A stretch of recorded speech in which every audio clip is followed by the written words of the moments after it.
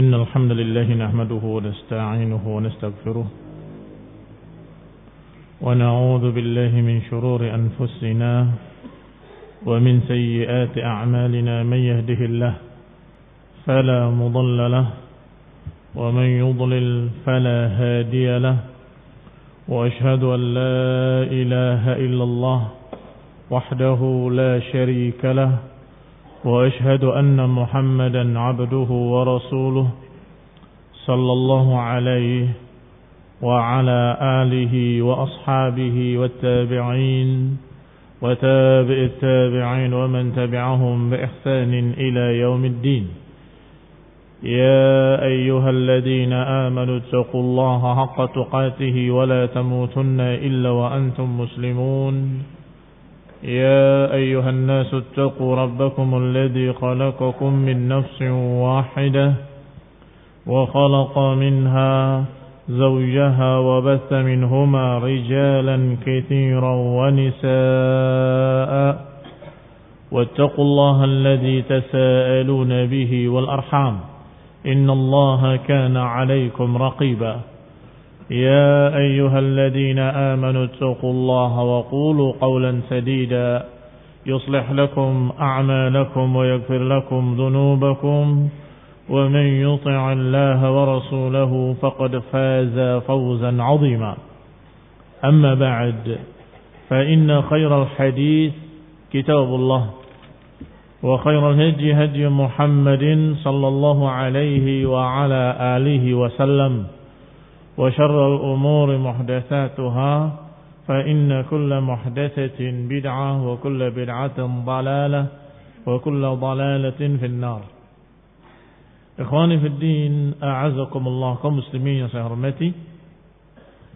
Masih kita pada qaul al-muallif wa huwa al-imam Abu Uthman as-Sabuni rahimahullah tentang masalah aqidat ahli sunnah, aqidah para ashabul hadis dalam masalah asma dan sifat, bahwa mereka la yuharrifuna al-kalima an mawadhi'ihi, bahwa mereka tidak merubah-rubah kalimat dari tempat-tempatnya, tidak menggantinya, tidak menambahinya, tidak menguranginya, tidak merubah hurufnya, tidak perlu pula merubah harokatnya, tidak pula menakwilkannya kepada makna-makna lain yang tidak terkandung dalam makna lafadznya. Ini yang sudah kita kaji pada kajian yang lalu, bahwa yang namanya tahrif, ada tahrif ma'nawi, ada tahrif lafzi. Tahrif lafzi adalah merubah-rubah lafadznya, yang harusnya istawa diganti istaula, atau yang tadinya wa kallamallahu dirubah menjadi wa kallamallaha oleh mereka. Ini lafaz-lafaznya bisa berubah harokatnya, atau dirubah hurufnya, atau dirubah atau ditambahi satu huruf, atau dikurangi satu huruf. Ini semua tahrif lafzi.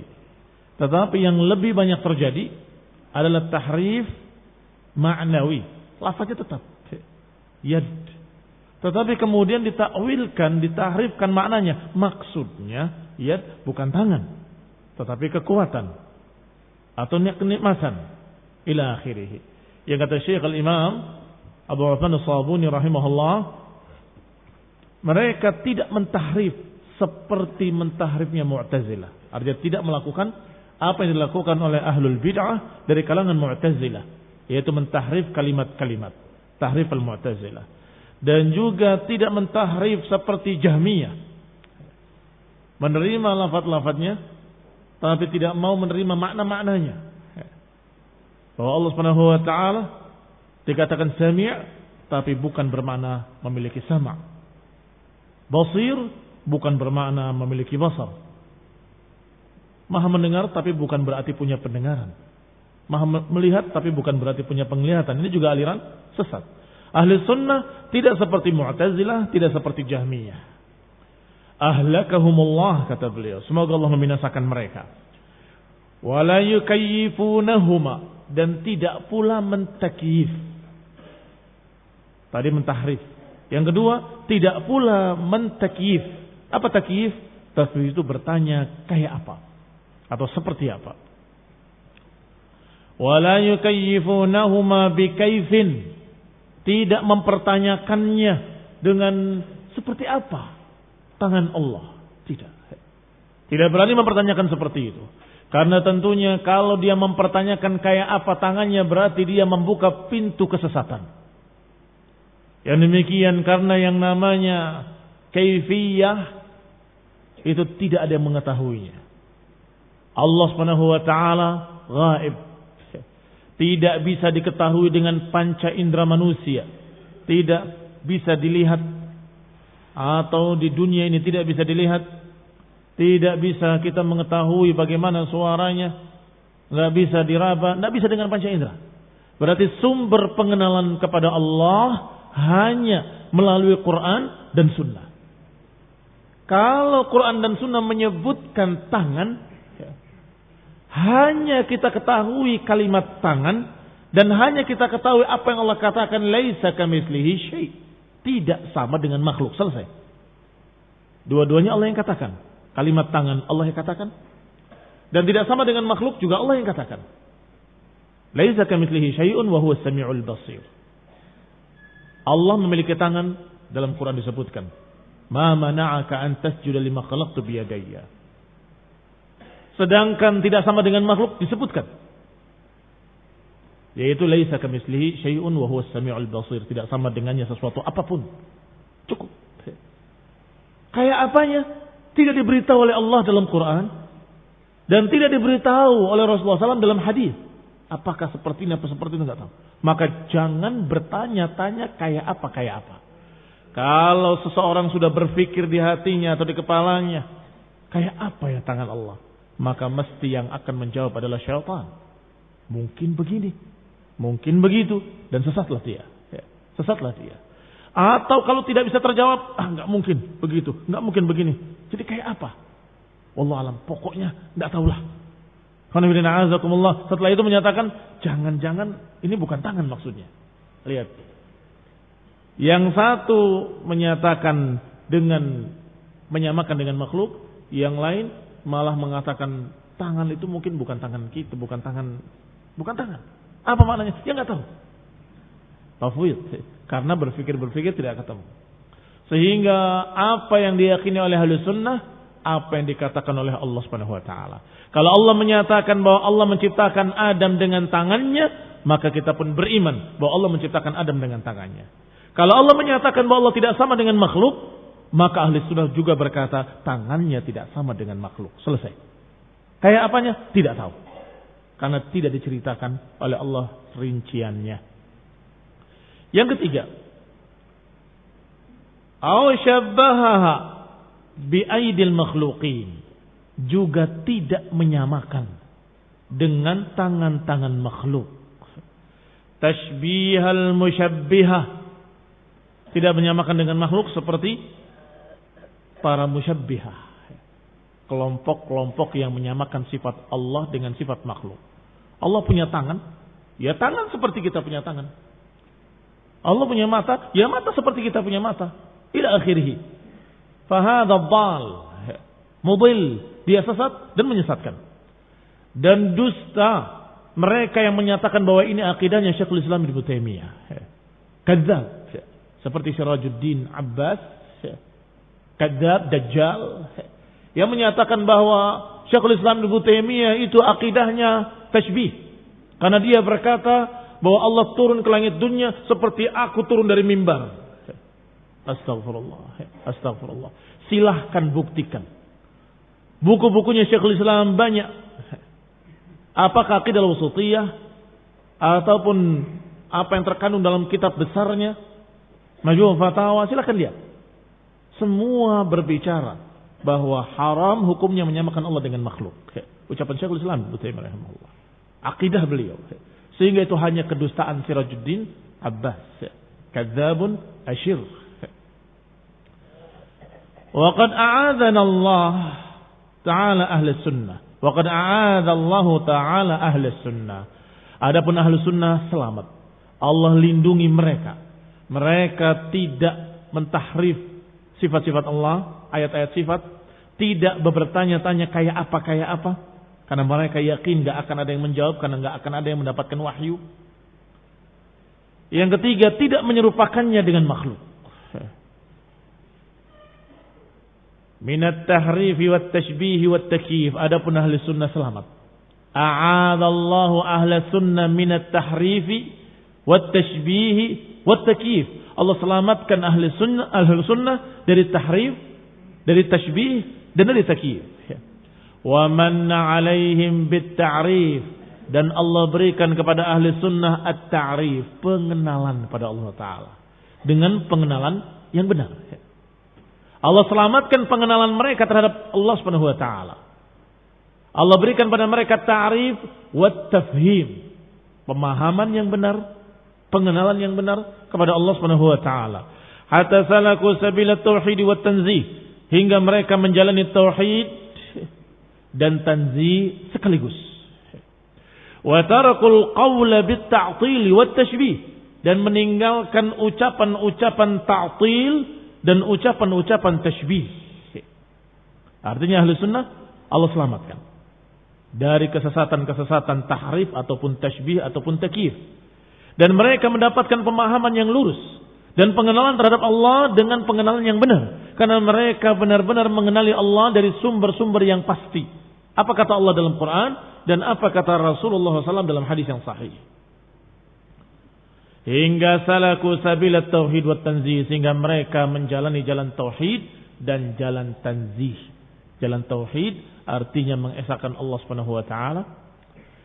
Jalan tanzih artinya mensucikan Allah Subhanahu wa Ta'ala. Mentauhidkan Allah, uluhiyahnya, rububiyahnya, dan asma dan sifatnya. Bagaimana mentauhidkan Allah dalam masalah asma dan sifat? Seperti yang sudah sebutkan tadi, mengimani semua nama-nama Allah, semua sifat-sifat Allah yang terkandung dalam Quran dan Sunnah, dengan tanpa menyelewengkannya kepada makna lain, dengan tidak merubah lafadznya, tidak merubah maknanya, seperti apa adanya dalam bahasa Arab. Ini pengenalan yang lurus, dan ini tauhid, mengesahkan Allah Ta'ala. Tidak menyerupakannya dengan makhluk, dan tidak bertanya-tanya kayak apa, dan tidak menolaknya. Tidak menolak. Percaya. Allah menyatakan menciptakan Adam dengan tangannya. Percaya. Amanna bihi kullun min inda rabbina. Kami percaya karena itu semua dari sisi Rabb kami. Sedangkan tanzih adalah mensucikan dari yang jelek. Allah tidak mungkin sama dengan makhluk. Ini tanzih namanya. Allah tidak mungkin memiliki sifat-sifat yang jelek. Allah tidak mungkin memiliki nama-nama yang jelek. Allah Subhanahu wa Ta'ala tidak mungkin memiliki kekurangan-kekurangan. Ini semua dikatakan tanzih. Maka ahli sunnah menjalani jalan tauhid dan jalan tanzih sekaligus. Dan selamat dari ta'til wa tashbih. Lawannya tauhid dalam asma dan sifat adalah ta'til, penolakan. Allah tidak mungkin punya sifat ini, enggak mungkin punya sifat itu. Ini ta'til. Ini bertentangan dengan tauhid. Sedangkan tauhid sebaliknya, mengimani sifat-sifat Allah, mengimani nama-nama Allah yang terkandung dalam Quran dan Sunnah. Sedangkan tashbih adalah berlawanan dengan at-tanzih. Tanzih mensucikan Allah dari penyerupaan, sedangkan tashbih justru menyerupakan. Wattaba'u qaulallahi azza wa jal, dan mereka mengikuti ayat Allah azza wa jal. Laisa kamitslihi syai'un wa huwas samiul basir. Tidak ada yang serupa dengan Allah sesuatu apapun, dan Dia Maha mendengar lagi Maha melihat. Perhatikan ayat ini. Memiliki dua sisi atau dua potongan kalimat. Kalimat pertama, laisa kamitslihi syai'. Allah tidak serupa dengan sesuatu apapun. Potongan kedua, wa huwas samiul basir, dan Dia Maha mendengar, Maha melihat. Pertama disucikan dulu bahwa Allah tidak sama dengan makhluk. Baru setelah itu ditetapkan sifat sami' dan sifat basir, bahwa Allah memiliki sifat sami' dan sifat basir, Maha mendengar dan Maha melihat. Apa maknanya? Ayat ini memiliki dua sisi ini. Maknanya bahwa kita mensucikan Allah tidak mungkin sama dengan makhluk. Tetapi Allah punya sifat maha mendengar dan sifat maha melihat. Menetapkan sifat maha melihat tetapi tidak sama dengan melihatnya makhluk. Menetapkan bahwa Allah maha mendengar tetapi tidak sama dengan mendengarnya makhluk. Pegang dua perkara ini. Pegang dua perkara ini dan ini manhaj dasar dalam masalah asma dan sifat. Prinsip dasar dalam masalah asma dan sifat. Yaitu harus punya dua perkara. Al-isbat wa tanzih. Menetapkan sifat-sifat dan mensucikan dari penyerupaan. Adapun mereka-mereka yang bal dari kalangan ahlul ahwa, apakah minal muharrifin atau minal mu'attilin, apakah dari para pentahrif atau dari kalangan para penolak sifat, rata-rata mereka tidak mau menetapkan sifat karena takut menyerupakan Allah dengan makhluk. Lihat, tidak mau menetapkan sifat-sifat Allah karena khawatir menyamakan dengan makhluk. Kalau saya menetapkan Allah punya tangan, nanti sama dengan makhluk. Kalau kita menetapkan bahwa Allah Subhanahu wa taala memiliki tempat di atas arsy, nanti sama dengan makhluk memiliki tempat. Kalau kita menetapkan bahwa Allah Maha mendengar, nanti kayak makhluk mendengar. Kalau dikatakan Allah melihat, nanti seperti makhluk melihat. Kalau gitu Allah tidak mungkin punya sifat. Jadilah Jahmiyah. Jadilah orang ini seperti Jahmiyah, pengikut Jahm bin Safwan, menolak semua sifat-sifat Allah Subhanahu wa taala. Karena khawatir menyamakan dengan makhluk. Maka ini adalah kebodohan yang nyata. Berarti dia menghindari penyerupaan yang sudah ada di kepala dia. Menghindari penyerupaan yang sudah ada di pikiran dia ketika baca yadullahi fawqa aydihim, tangan Allah di atas tangan mereka. Tangan Allah, masa sih tangan Allah? Berarti sama dengan makhluk. Ini dari dia sendiri. Habis itu berarti jelas bukan tangan. Kamu ngomong sendiri dan kamu tolak sendiri. Tasbih itu ada pada dia, ada pada dirinya. Tangan berarti sama. Itu dari dirinya sendiri. Tangan berarti kayak makhluk. Oh, kalau gitu bukan tangan. Ini kenikmatan. Ini kekuatan. Sama ketika membaca ayat, "Ma mana'aka an tasjuda lima khalaqtu biyadai." Apa yang menghalangimu wahai iblis untuk sujud kepada yang aku ciptakan dengan kedua tanganku? Yani Adam alaihi salam. Yang diciptakan biyadaya, kata Allah, dengan kedua tanganku. Allah punya dua tangan, nanti sama dengan makhluk. Oh, enggak mungkin. Dia sendiri yang menafsirkan bahwa itu sama dengan makhluk, kemudian dia sendiri yang menolak ayatnya. Bayangkan yang ditolak ayatnya. Bukan pikirannya dia yang ditolak. Ah, enggak mungkin, saya salah. Harusnya begitu. Harusnya yang ditolak adalah pikiran sendiri. Kedua tangan Allah. Masa Allah punya dua tangan? Berarti seperti makhluk. Harusnya dibantah, ah saya salah, nggak mungkin sama dengan makhluk. Harusnya begitu kan? Harusnya ayatnya benar, tapi saya pikirannya salah. Pikiran syaitan ada di kepalaku. Aku harus bersihkan. A'udzubillahi minasyaitonir rajim. Nggak mungkin Allah sama dengan makhluk. Allah memiliki dua tangan, tetapi tidak sama dengan tangan makhluk. Tidak mungkin sama, dan nggak mungkin dikatakan yang satu lebih mulia daripada yang lainnya. Iya kan? Kalau manusia kan tangan kanan lebih mulia daripada tangan kiri. Tidak. Tangan Allah semuanya mulia. Paham? Jangan samakan dengan makhluk. Kayak apa? Tidak mungkin sama dengan tangan kita. Enggak mungkin sama dengan tangan makhluk apapun. Enggak mungkin sama dengan tangan malaikat. Enggak mungkin sama dengan tangan siapapun. Apapun dari makhluk-makhluk. Yang pasti sesuai dengan kemuliaan Allah. Sesuai dengan keagungannya. Allah Maha Agung. Tentunya tangannya pun Maha Agung sempurna. Sesuai dengan keagungan Allah Subhanahu wa ta'ala. Dan jangan tanya seperti apa. Saya tidak tahu. Kamu tidak tahu. Seluruh manusia tidak tahu. Karena Allah tidak menampakkan diri kepada kita. Kita mengenalinya hanya dari berita-berita. Maka apa yang diberitakan dalam Quran wajib diimani. Apa yang diberitakan dalam hadis harus kita imani. Apa yang tidak diberitakan, katakan saya tidak tahu. Karena tidak diberitahu. Enak toh? Ahli sunnah. Apa yang diberitakan aman nabihi, apa yang tidak diberitakan wallahu taala a'lam. Kita tidak tahu. Maka dikatakan di sini bahwa ahli sunnah tengah-tengah antara ifrat dengan tafrid. Kenapa? Karena berpegang dengan prinsip dasar tadi. Laisa kamitslihi syai'un wa huwa as-sami'ul basir. Bahwa Allah tidak sama dengan sesuatu apapun dan Dia Maha melihat lagi Maha mendengar, atau Maha mendengar lagi Maha melihat. Ayat ini sebagai tonggak dasarnya, sebagai prinsip dasarnya, dan memiliki 2 poin di dalamnya. Poin pertama, mensucikan Allah tidak mungkin sama dengan makhluk. Prinsip kedua, memuliakan Allah dengan sifat-sifatnya. Dan dua-duanya tidak bertentangan. Mensucikan Allah tidak mungkin sama dengan makhluk. Dengan menerima sifat-sifat Allah yang dikhabarkan dalam Quran dan Sunnah tidak bertentangan sama sekali. Silakan sebut ayat apapun tentang sifat Allah Maha tinggi di atas arasnya, tidak menyamakan dengan makhluk. Allah menciptakan Adam dengan kedua tangannya, tidak sama dengan makhluk. Tangannya tidak sama dengan makhluk. Allah Subhanahu wa taala Maha melihat, melihatnya tidak sama dengan makhluk. Tetapkan semua sifat-sifat yang ada dalam Quran dan Sunnah dengan tiada keraguan. Katakan amanna bihi kullun min indi rabbina. Katakan kami beriman, semuanya dari sisi Rabb kami. Adapun mereka yang menganggap bertentangan, ngambil yang satu menolak yang lain.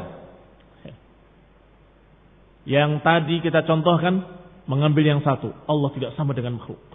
Berarti tidak mungkin punya tangan, nanti sama dengan makhluk. Ayatnya dibuang. Allah tidak sama dengan makhluk, kata mereka. Berarti tidak mungkin Allah memiliki tempat. Tidak boleh tanya Allah di mana. Allah tidak di mana-mana. Padahal disebutkan sekian kali Allah di atas arasnya. Jangan ditetapkan. Nanti sama dengan makhluk. Lihat sisi pertama diterima, sisi kedua ditolak. Yaitu penetapan sifat-sifat yang Allah kabarkan dalam Quran, mereka tolak. Akhirnya mereka sesat. Jadi apa? Jadi penolak sifat. Dan penolak sifat berbagai macam bentuk-bentuknya. Ada yang menolak sifat terang-terangan. Saya tidak cocok dan saya tidak percaya Allah memiliki sifat. Seperti Jaham bin Safwan dan para pengikutnya. Ada lagi yang banci.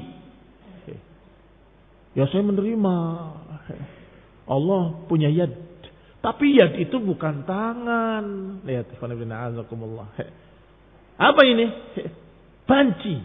Jahmiyah terang-terangan, saya nggak percaya dengan ayat ini. Selesai, kafir, keluar dari Islam. Tetapi mereka ayatnya diterima, yadnya diterima. Allah punya yad, tapi maknanya nggak diterima. Lafaznya diterima, maknanya nggak diterima. Ya memang Allah punya yad, tapi yad itu bukan berarti tangan. Yad itu berarti kekuatan, atau yad itu berarti kenikmatan dan seterusnya. Ada lagi yang lebih pengecut lagi. Tidak mau menafsirkan. Ini penolak juga sesungguhnya. Bagaimana dengan ayat ini? Ma mana'aka an tasjuda lima khalaqtu biyadai. Apa yang menghalangi wahai iblis untuk sujud kepada yang aku ciptakan dengan kedua tanganku? Apa kata mereka? Kata para pengecut ini. Menciptakan dengan dua tangan. Apa tangan itu ya? Masa tangan seperti kita? Enggak mungkin. Berarti apa mana? Enggak tahu. Jadi bagaimana kamu percaya dengan ayat ini? Ya percaya bahwasanya Allah memiliki yad. Tapi yad itu maknanya wallahu a'lam. Enggak tahu apa. Pengecut. Pengecut. Enggak berani menetapkan tangan berarti tangan. Dan tidak pula berani menakwilkan kepada takwil-takwil lain. Enggak pula berani seperti mereka na'udzubillah yang menolak ayatnya sekalian. Tapi sama-sama menolak. Kenapa? Karena tidak mau mengatakan tangan, tidak mau. Siapa hum? Man haula? Para mufawwidin namanya, ahlut tafwid. Mufawwid ada yang menyerahkan makna kalimatnya kepada Allah SWT. Maknanya tidak tahu. Dan dusta. Salah besar Hasan al-Banna ketika menyatakan bahwa ini akidah salaf. Kata Hasan al-Banna, dia tokoh sufi Hassafiyah, menyatakan bahwasanya akidah salaf adalah tidak mengartikan makna-makna sifat. Maknanya diserahkan pada Allah Subhanahu wa taala dan ini jalan paling selamat katanya. Jalan paling selamat tidak menerjemahkan, tidak mengartikan. Ia tidak tahu apa maknanya. Kalau diartikan tangan nanti menyerupakan dengan makhluk. Kalau menakwilkan kepada makna lain jadi sesat seperti Jahmiyah dan Mu'tazilah. Jadi bagaimana sikapmu? Sikap saya tidak mengartikannya dengan terjemahan apapun. Golongan ini al-mufawwid dijuluki oleh Syekhul Islam dengan ahlut tajhil. Ahlut tajhil adalah golongan pembodohan, aliran yang membuat bodoh masyarakat. Ayat ini nggak tahu maknanya, ayat ini nggak tahu maknanya, sifat ini nggak tahu maknanya, dibikin nggak tahu maknanya, serahkan saja sama Allah. Maknanya serahkan saja pada Allah. Kaum muslimin yang saya hormati, Allah turunkan Qur'anan Arabiyyan la'allakum ta'qilun. Berapa ayat dalam Al-Quran yang menyatakan bahwa Allah turunkan Al-Quran ini bahasa Arab agar kalian paham? Bukan satu ayat, ada beberapa ayat. Qur'anan Arabiyyan la'allakum ta'qilun. Kami turunkan Quran bahasa Arab agar kalian paham. Ini turunkan bahasa Arab dengan kalimat yadayya. Maknanya apa? Enggak tahu. Jangan diterjemahkan kemana-mana. Maknanya wallahu a'lam. Nah, terus untuk apa diturunkan? Untuk apa diturunkan kalau enggak mau dipahami maknanya? Untuk apa diturunkan bahasa Arab? Kaum muslimin yang saya hormati. Salah dia.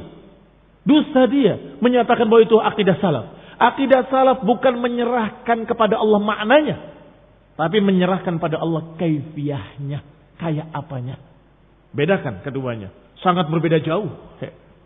Kalau para mufawwid ahlut tajhil menyerahkan pada Allah makna-makna kalimatnya, padahal Allah sudah turunkan bahasa Arab. Tapi saya nggak mau memahaminya ya Allah, aku nggak ngerti, serahkan pada kamu aja. Kaif? Allah turunkan bahasa Arab la'allakum ta'qilun, dia tolak. Adapun salaf ahli sunnah memahami seperti bahasa Arab. Seperti apa adanya dalam Quran dan sunnah secara lughah Arabiyah. Kalau itu adalah tangan, ya tangan. Tetapi kayak apanya? Wallahu ta'ala alam. Jadi kayak apanya yang wallahu ta'ala alam. Bukan maknanya. Maknanya diterjemahkan bahwa itu adalah tangan. Tetapi kayak apanya? Wallahu ta'ala a'lam. Yang pasti tidak sama dengan makhluk. Yang pasti sesuai dengan keagungan Allah subhanahu wa ta'ala. Itu yang pasti. Alhamdulillah. Dengan ayat satu saja. Laisa kamitslihi syai' wa huwas samiul basir. Kita mendapatkan Masya Allah. Satu prinsip yang mantap. Yaitu terdiri dari isbat wa tanzih. Tanzih wal isbat. Kedua-duanya. Mensucikan Allah dan sekaligus menetapkan sifat-sifat Allah. Mensucikan dengan kalimat laisa kamitslihi syai', bahwa Allah tidak sama dengan makhluk. Menetapkan sifat wa huwas samiul basir, dan Allah Maha mendengar lagi Maha melihat.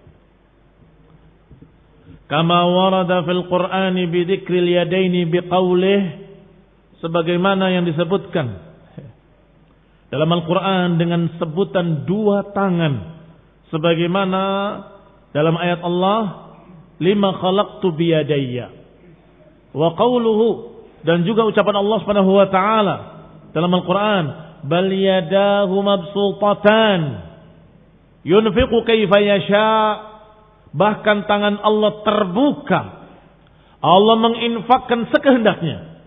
Ayat ini ada sebabnya.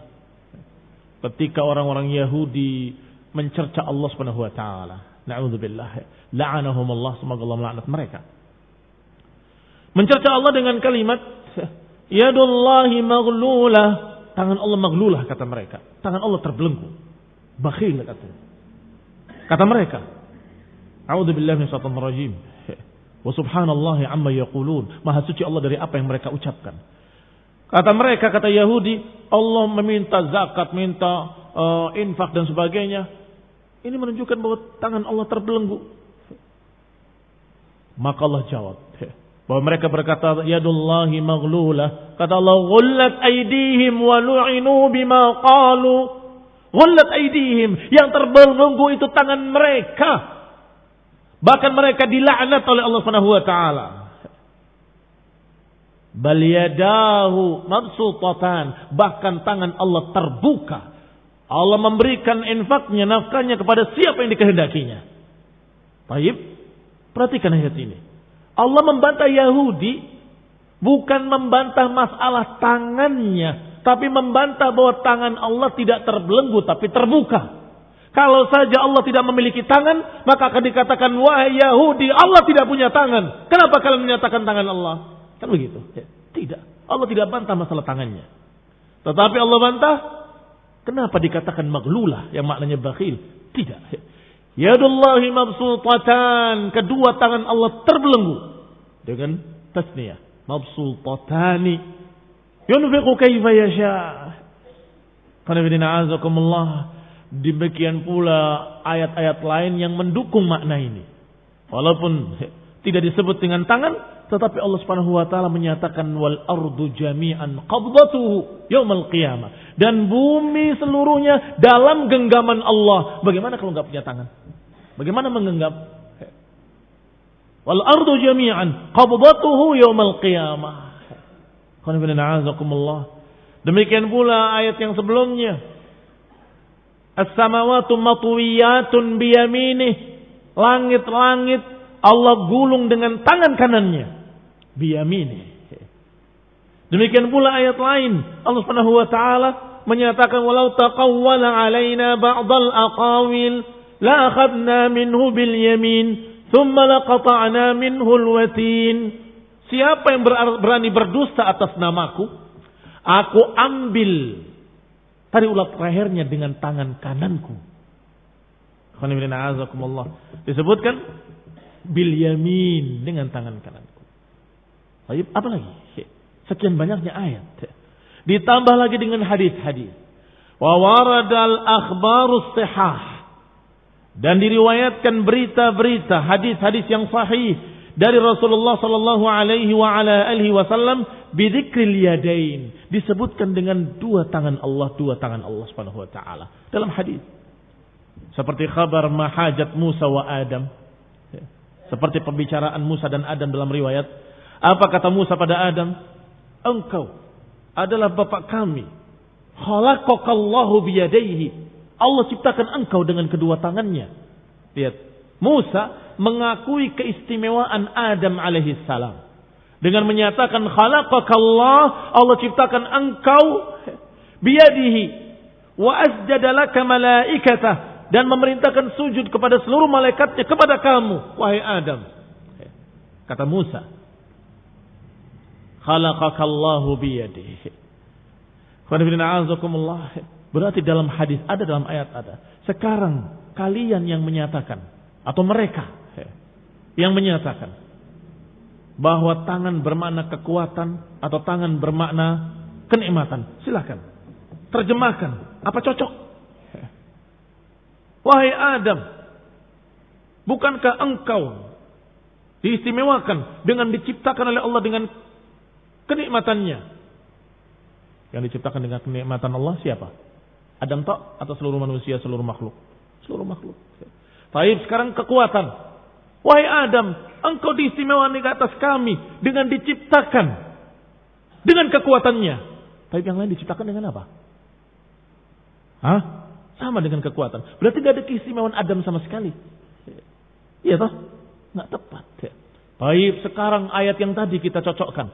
Kalau ditakwilkan kekuatan atau kenikmatan, wal ardu jami'an qabdatuhu yaumal qiyamah. Bagaimana terjemahannya? Digenggam dengan kekuatannya atau digenggam dengan kenikmatannya? Kenikmatan bisa menggenggam, apalagi menggulung. Kaum muslimin yang saya hormati.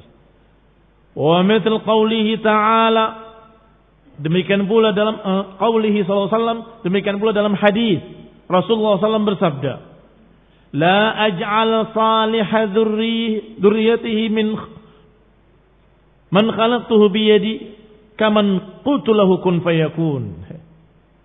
Hadis qudsi sepertinya. Bagaimana mungkin aku akan menjadikan, kata Allah, salih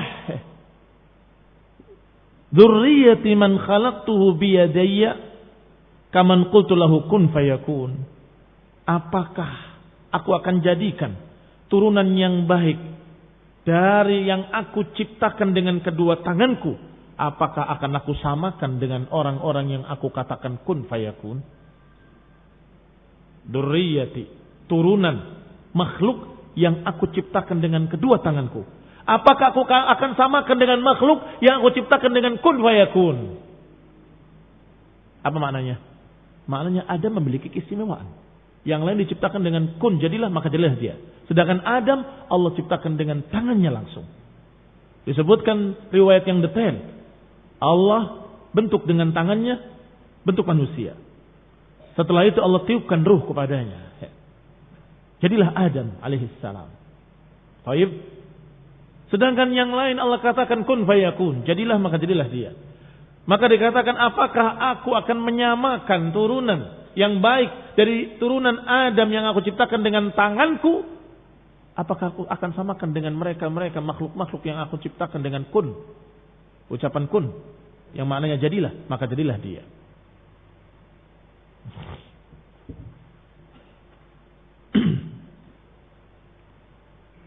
Wa qawlihi khalaqallahu al-firdaus biyadihi.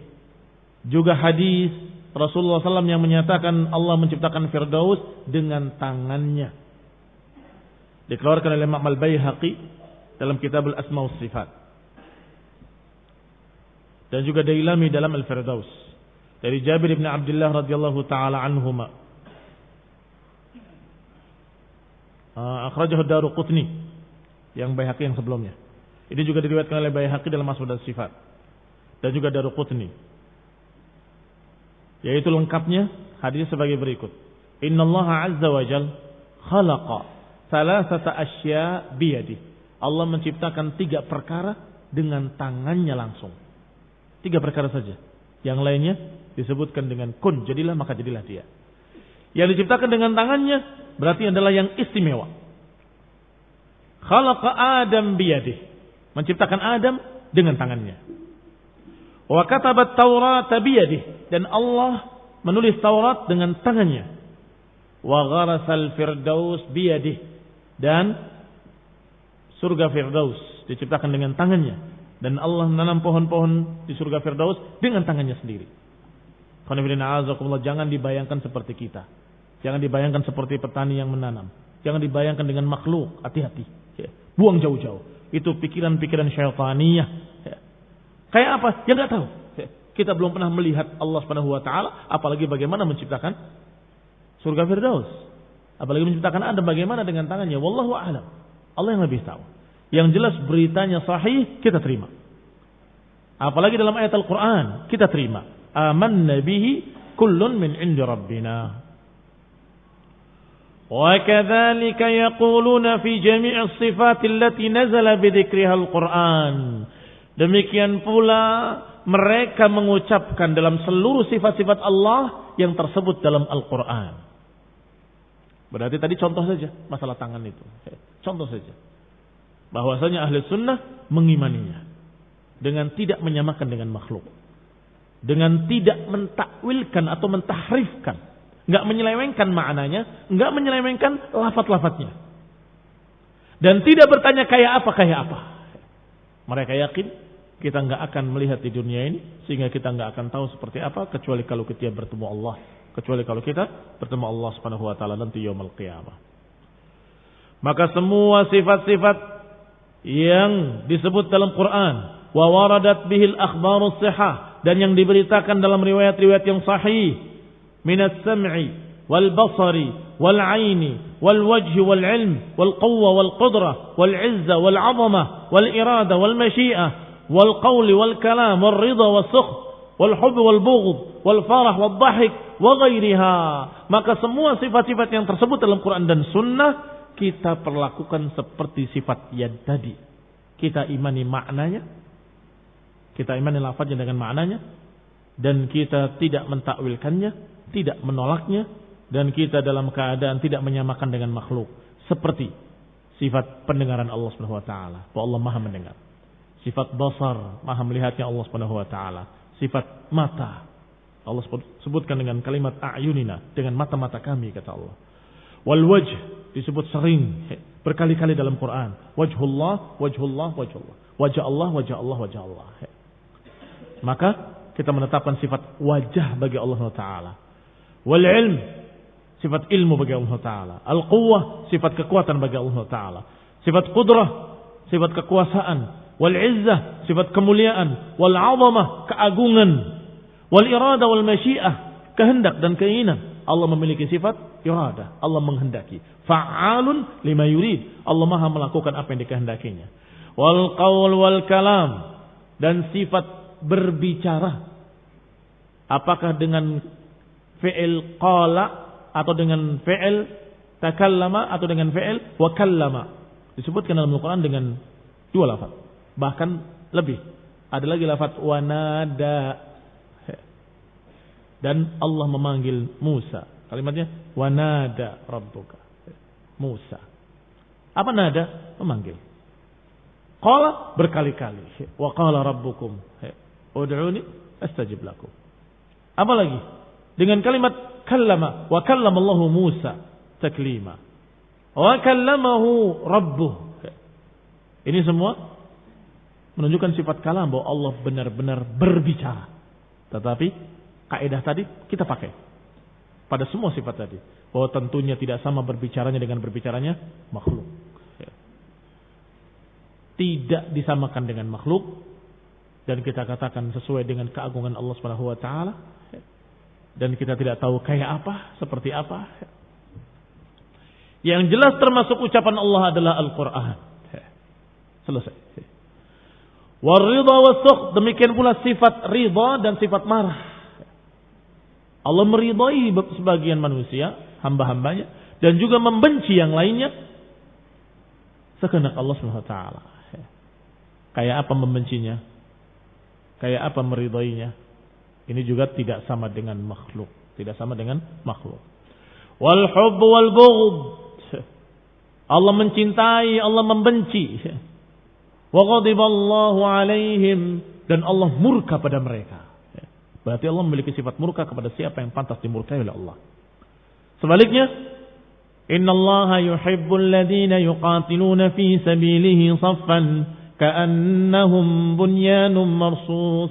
Sesungguhnya Allah Subhanahu wa taala mencintai orang-orang yang berjihad, berperang di jalan Allah Subhanahu wa taala dengan berbaris rapi seperti bangunan yang tersusun rapi. Baik, Allah mencintai. Naam, Allah mencintai. Allah membenci. Naam, Allah membenci. Kayak apa mencintainya? Kayak apa membencinya?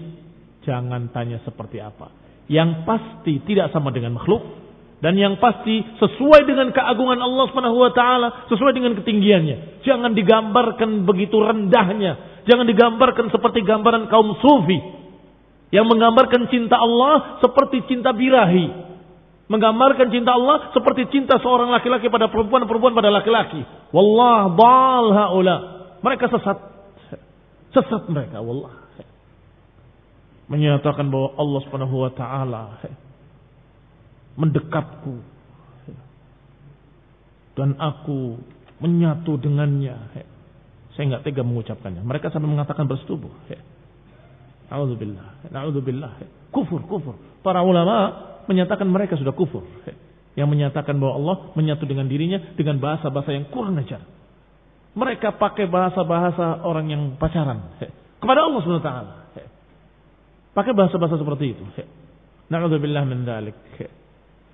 Ahli sunnah mengimani bahwa Allah memiliki sifat cinta, memiliki sifat benci, cinta kepada siapa yang dikehendakinya, benci kepada siapa yang dikehendakinya, tetapi tetap seperti kaidah yang tadi, tidak sama dengan makhluk dan sesuai dengan keagungan Allah Subhanahu wa taala. Wal farah wad dhahik, dan juga Allah memiliki sifat farah dan sifat dhahik. Farah gembira, dhahik tertawa. Farah, Allah Subhanahu wa taala gembira dengan taubatnya seorang hamba seperti gembiranya seseorang ketika al-ghaib, orang yang sedang safar jauh tiba-tiba datang.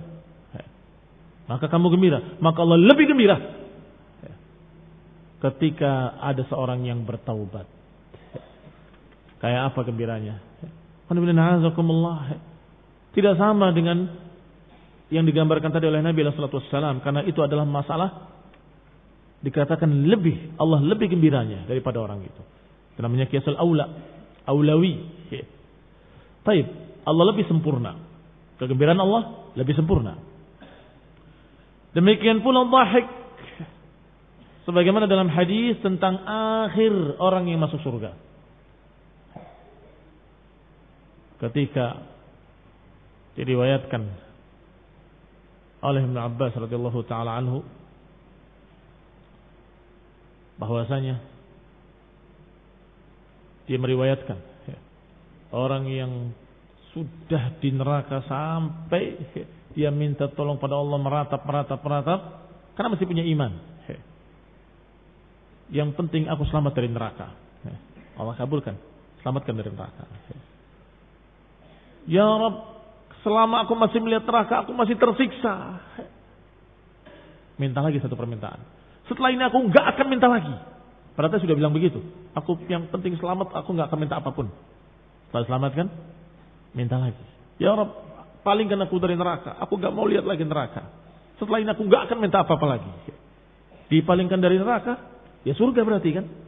Begitu melihat surga, betapa indahnya. Ya Rabb, aku minta satu lagi untuk merenung di bawah pohon itu. Maka Allah SWT menyatakan, masuklah. Dan silahkan engkau menginginkan semua yang kau inginkan. Apapun yang kau inginkan. Dan Allah berikan sekian kali lipatnya. Ini surga yang paling rendah, orang yang paling akhir. Dia ragu-ragu, ya Rabb, apa enggak penuh surga? Ibnu Abbas tertawa. Kaget yang mendengarnya. Engkau meriwayatkan hadis dan engkau tertawa? Kata beliau, aku tertawa. Karena Rasulullah pun ketika menyampaikan tertawa. Dan aku tanya seperti kalian tanya kepada aku. Kenapa engkau tertawa ya Rasulullah? Kata Rasulullah SAW, karena Allah pun ketika itu tertawa. Tentunya tidak sama dengan makhluk. Tentunya sesuai dengan kemuliaan Allah Subhanahu wa taala dan enggak tahu kayak apa tertawanya. Yang pasti kalimatnya dhahika. Barakallahu fikum. Wa ghairiha dan lain-lainnya. Semua sifat-sifat Allah yang terkandung dalam Quran dan Sunnah wajib diimani dengan kaedah-kaedah tadi. Min ghairi tashbihin, tanpa menyerupakan dengan makhluk. Li syai'in min dalika sifat, habis sifatil marbubin al makhluqin, tidak menyamakannya dengan sifat-sifat makhluk yang dikuasai oleh Allah Taala. Bal yantahuna fiha ila ma qalahu Allah Taala wa qalahu rasuluh.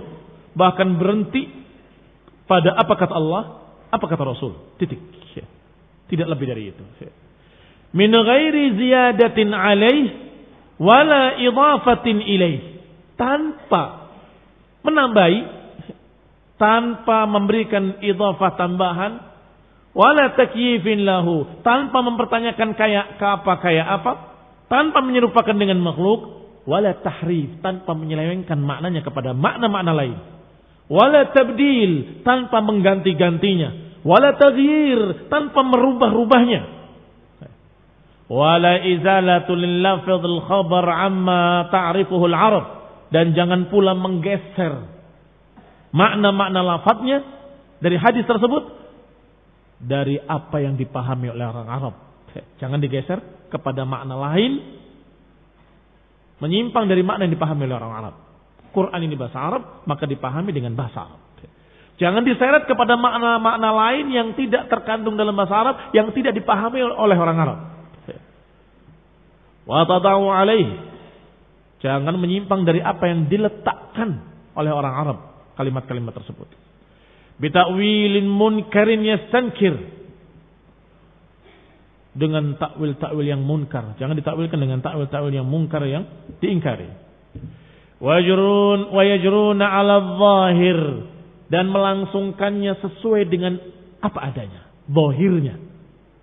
Kalau dikatakan Allah menciptakan Adam dengan kedua tangannya, kamu katakan Allah menciptakan Adam dengan kedua tangannya. Selesai.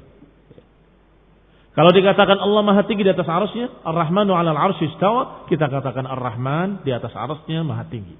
Selesai. Tidak menambah, tidak mengurangi, tidak mengganti. Wa yajruna 'ala zahirihi, dan melangsungkannya sesuai dengan apa adanya. Makanya kata para ulama, ayat-ayat sifat tafsiruha qira'atuha. Tafsirnya adalah membacanya. Enggak ada tafsir lain kecuali membacanya. Mau tafsirkan apa? Ar-Rahmanu 'alal 'arsy istawa. Ar-Rahman maha tinggi di atas arasnya. Apa tafsirnya? Tafsirnya Ar-Rahman 'alal 'arsy istawa. Tafsirnya adalah membacanya. Apa maknanya? Maknanya Ar-Rahman di atas arasy beristiwa, maha tinggi. Tafsirnya bagaimana tafsirnya? Tafsirnya Allah maha tinggi di atas arasy-Nya. Selesai. Apa lagi? Tanya tafsir, ulangi lagi baca. Tanya tafsir, ulangi lagi baca. Karena tafsirnya adalah qiraatuha, tafsiruha qiraatuha. Tafsirnya adalah membacanya. Karena tidak perlu untuk ditafsirkan maksudnya, malah jauh jadinya. Maksudnya, apa maksudnya? Maksudnya Allah di atas arasy-Nya, selesai. Ini makna al-zahir, sesuai atas zahirnya. Wa yuqirruna bi anna ta'wilahu la ya'lamuhu illallah. Dan menetapkan bahwasanya tafsirnya ini kayak apanya tidak ada yang mengetahuinya kecuali Allah Subhanahu wa taala. Kama akhbarallahu 'anil rasikhina fil ilmi, sebagaimana Allah kabarkan tentang orang-orang yang dalam ilmunya, para rasikhuna fil ilm. Allah katakan, "War-rasikhuna fil ilmi yaquluna amanna bihi kullun min 'indi rabbina." Adapun orang yang dalam ilmunya berkata, kami percaya, amanna bihi, kami beriman dengannya. Kullun min 'indi rabbina, semuanya dari sisi Rabb kami. Wa ma yadhakkaru illa ulul albab, dan tidaklah mengambil pelajaran kecuali ulul albab.